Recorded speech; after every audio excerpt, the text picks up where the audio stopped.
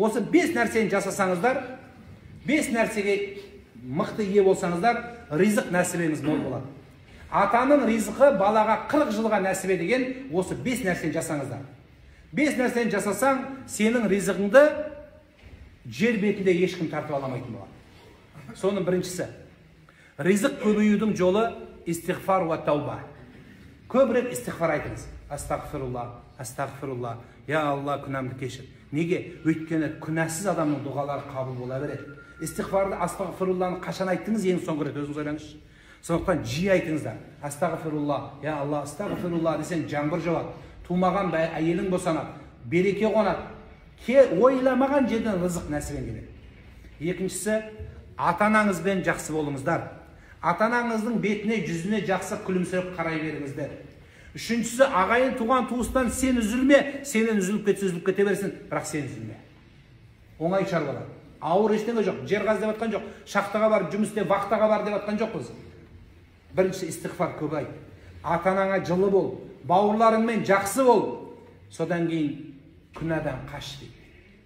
Күнәдан қаш. Күнәдан қашқан адамның ризқысы мол болады. Алла үшін қашып үйреніңіз. Харам деген жерге бармаңыз. Харам деген нәрсені жоламаңыз. Харамдыққа даже кішкене бір қатысы болса жоламаңыз. Кешегі Құнанбай шошқа доңыз, жабай доңыз жайылған жерге малын түнетпеген. Өйткені сол доңыз жеген шөпті менің малым жемесін деп үйреткен. Нөкерлерге. Және 4-шісі әл-мәсджиду байту күллу тақи.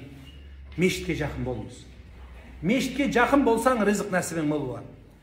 Жолға шыққанда, жолға кіргенде мешіт сенің үйің болсын. Меккеге барамайтын шығарсың, бірақ үйіңнің қасындағы, қалаңның қасындағы үйіңе ең жақын азан естіліп тұрған мешіттен алыстаушы болма. Сол мешітке жақын болыңыз.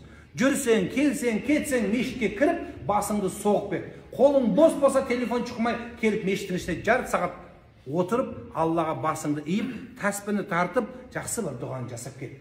Байдың үйіне барсақ қалай боламыз? Әл-мәсджиду буютулла. Алланың жердегі үйі, ол мешіт болады.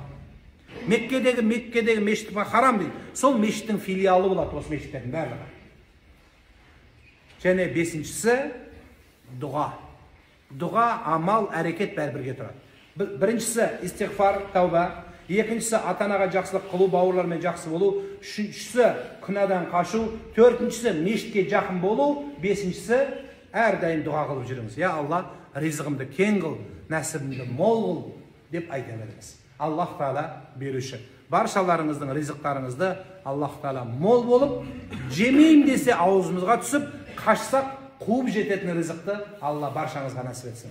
Субхана раббика раббил иzzати амма ясифун.